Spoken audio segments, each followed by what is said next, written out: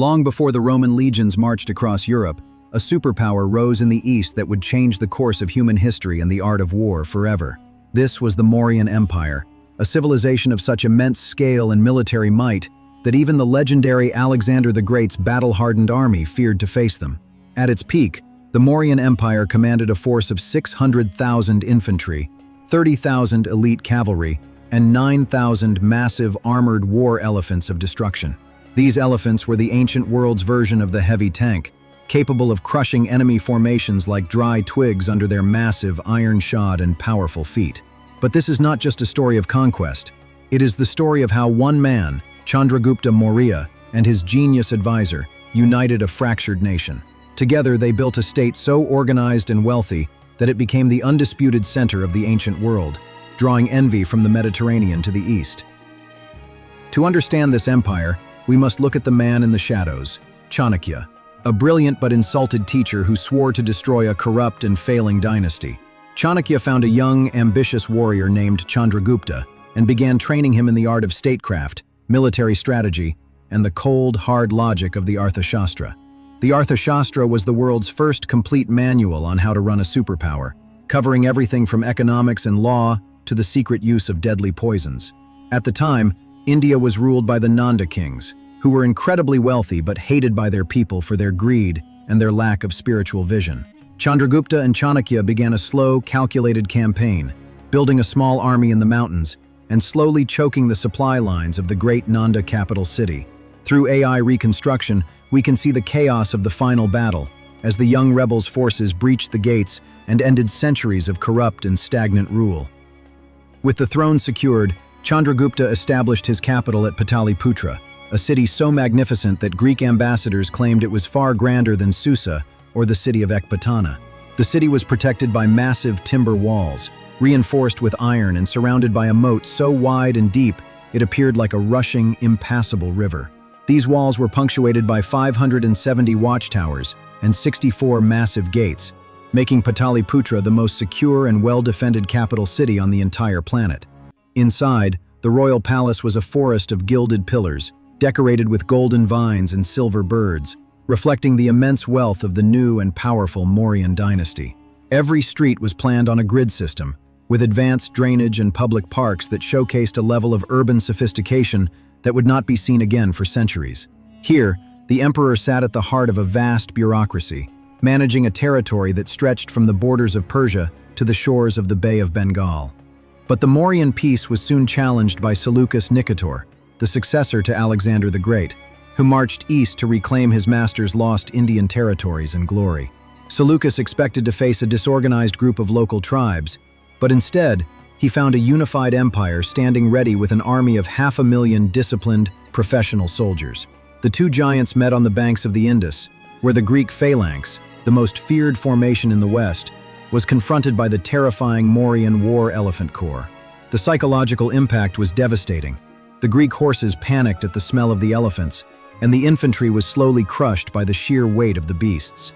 Realizing that total defeat was inevitable, Seleucus chose to negotiate, surrendering vast territories in modern-day Afghanistan in exchange for 500 of the emperor's famous war elephants.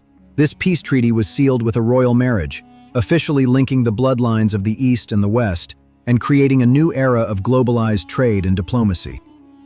While the army protected the borders, Chanakya created a second, invisible army to protect the throne from within, the world's most comprehensive and sophisticated network of secret spies. These agents, known as the Gauda Purushas, were trained to live as beggars, merchants, actors, and even monks, allowing them to listen to the whispers of the common people. No official was above suspicion. Even the emperor's ministers were monitored by secret agents to ensure that corruption and treason could never take root in the administration. Chanakya even used poison damsels, women who were allegedly fed small doses of venom since childhood until their very touch or breath was lethal to an unsuspecting enemy. This internal security system allowed the Mauryan Empire to remain stable for decades, preventing the civil wars that usually destroyed the great empires of the ancient world.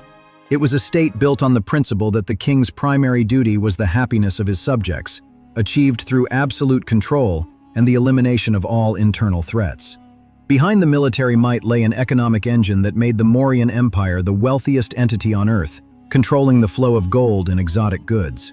The state established a single currency and a unified system of weights and measures, making trade across thousands of miles as simple as a local transaction.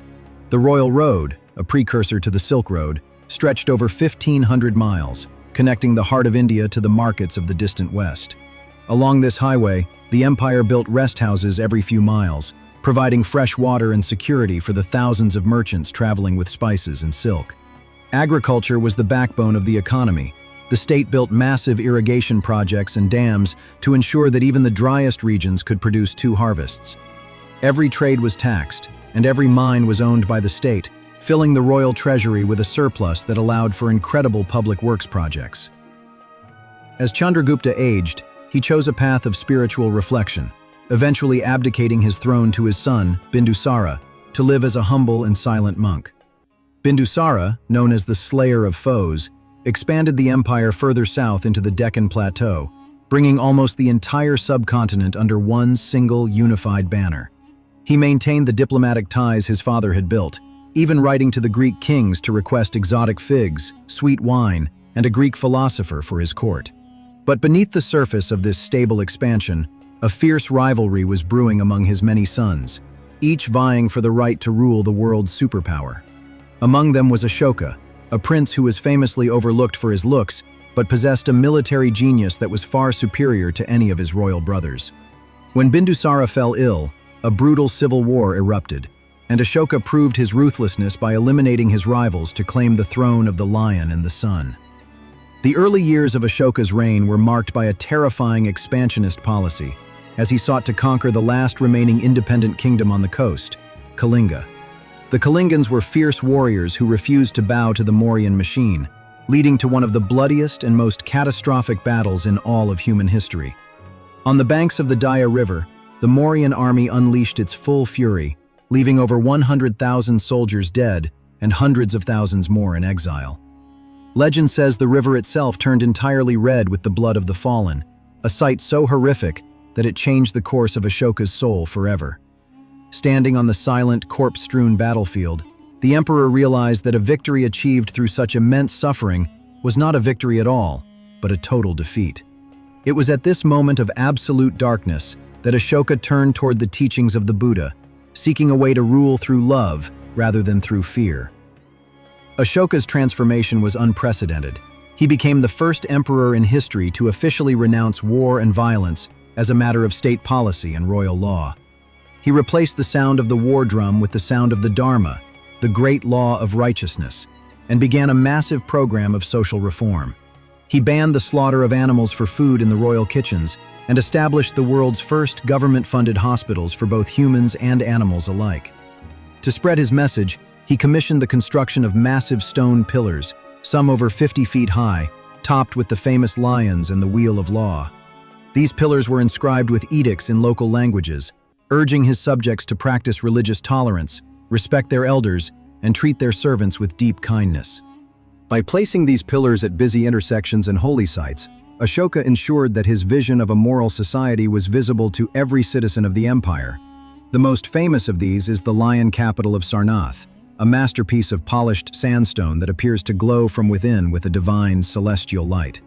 The 4 lions, facing the 4 cardinal directions, symbolize the power of the Dharma spreading to all corners of the world under the protection of the emperor. This symbol was so powerful that it was eventually adopted as the national emblem of modern India, a bridge between a glorious past and a hopeful future.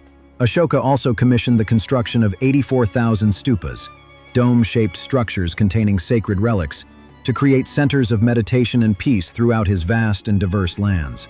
The Great Stupa at Sanchi, which still stands today, is a testament to this architectural revolution, where stone was used to tell stories of the human spirit. Through our AI reconstruction, we can see these stupas as they once were, plastered in brilliant white and decorated with colorful banners that danced in the mountain wind. Ashoka did not just keep his vision within the borders of India, he became the world's greatest patron of a globalized, spiritual, and peaceful academic exchange. He sent his own children, Prince Mahendra and Princess Sanghamitra, to the island of Sri Lanka to share the teachings of the Buddha with the local kings. Diplomatic missions were also sent to the kingdoms of Greece, Egypt, and Syria, introducing the philosophical concepts of the East to the thinkers of the Hellenistic West. This was the first time in history that a state used soft power, rather than hard power, to influence the culture and the beliefs of its distant neighbors. Because of these missions, Buddhism transformed from a local Indian sect into a major world religion that would eventually shape the history of all of Asia. The Mauryan Empire became a lighthouse of civilization, proving that an empire's true strength is measured by its compassion and its contribution to the human mind. During this period of peace, science and education flourished. The empire's schools were the predecessors to the great universities like Nalanda that would rise later on. Indian mathematicians of the Mauryan era were already exploring the concept of the infinite and developing the decimal system that we use in our world today. Medical science was so advanced that surgeons were performing complex operations, and the study of medicinal herbs was organized into a statewide pharmaceutical system for all. Metallurgists created iron that was so pure it would not rust for centuries, a secret of chemistry that still fascinates and baffles modern material scientists and engineers. Every city had its own public library and records office, ensuring that the history and the laws of the people were preserved for future generations to read. This was a society that valued the thinker as much as the soldier, creating a balanced civilization that excelled in both the physical and the spiritual realms. For the common citizen, life under the Mauryans was one of stability. Crime was reportedly very low because the laws were clear and the officials were fair. People lived in houses made of wood and brick, often built around a central courtyard that provided shade and a private space for the family to gather. Their diet was rich and varied, including wheat, honey, milk, and a wide array of spices that were grown in the fertile valleys of the Ganges. Festivals were a major part of life, with massive processions featuring decorated elephants, music, and dance that brought the entire community together in a joyous celebration. Women held a respected place in society, with many working as secret agents, palace guards, and even owning their own businesses in the bustling city markets. This was a world of color and sound, where the spiritual and the material were woven together into a rich tapestry of a truly sophisticated human experience. While often remembered for their elephants, the Mauryans also maintained a sophisticated navy that protected the coastline and managed the busy ports of the Bay of Bengal. The Board of Admiralty regulated the construction of ships and ensured that the maritime trade routes were kept free from the threat of pirates and thieves. These ships were massive, capable of carrying hundreds of passengers and tons of cargo, linking India to the islands of Southeast Asia and the Arabian Peninsula. The ports of the empire were melting pots of culture, where one could hear a dozen languages and see goods from every corner of the known ancient world. This control of the seas added another layer of wealth to the empire, making the Mauryan emperor the undisputed master of both the land and the waves. Through our reconstruction, we can see the busy docks of Tamralipti, where the wealth of the world was traded for the gems and the wisdom of India. Centuries later, as Rome rose to power, their historians looked back at the Mauryan records with a mixture of immense respect and strategic, calculated, and cautious wonder. They knew that the Prasii, the Greek name for the Mauryans, had possessed a wealth and a military discipline that even the Romans might have struggled to overcome. Roman elites developed a taste for Indian luxury, spending massive amounts of gold on Indian pepper, pearls, and fine muslins that were as light as the air. This trade created a gold drain from Rome to India, leading some Roman senators to complain that the empire was being bankrupted by its love for Eastern luxury. The Mauryan legacy of a unified bureaucratic state served as a distant model for how a vast and diverse territory could be managed from a single center. The two civilizations never met in full-scale war, but they were linked by a golden thread of trade that defined the economy of the ancient world. After the death of Ashoka, the empire began a slow and painful decline, as his successors lacked the same combination of military genius and spiritual authority. The centralized bureaucracy that Chanakya had built became a burden, as distant provinces began to break away and declare their own independent and sovereign royal rule. The focus on non-violence, while noble, may have weakened the military's edge, leaving the borders vulnerable to the renewed threats of the fierce Greco-Bactrian invaders. Internal conspiracies and palace coups once again became common, as the unity that Chandragupta had fought so hard for began to dissolve into a fractured mess. In 185 BC, the last Mauryan emperor, Brihadratha, was assassinated during a military parade by his own general, marking the final end of the great Mauryan sun. But while the political entity vanished, the cultural and spiritual seeds they had planted had already grown into a forest that would endure for many more thousands of years. For nearly 2,000 years, the locations of Pataliputra and many of Ashoka's pillars were lost to the world, buried under the shifting mud of the Ganges. It wasn't until the 19th century that archaeologists began to uncover the truth, piecing together the story of an empire that had been almost totally forgotten. When they finally deciphered the Brahmi script on the Ashokan pillars, the world realized that India had once been home to the most enlightened ruler in history. The rediscovery of the Mauryan Empire changed the way the world viewed Indian history, proving that the subcontinent was a cradle of advanced political and social thought.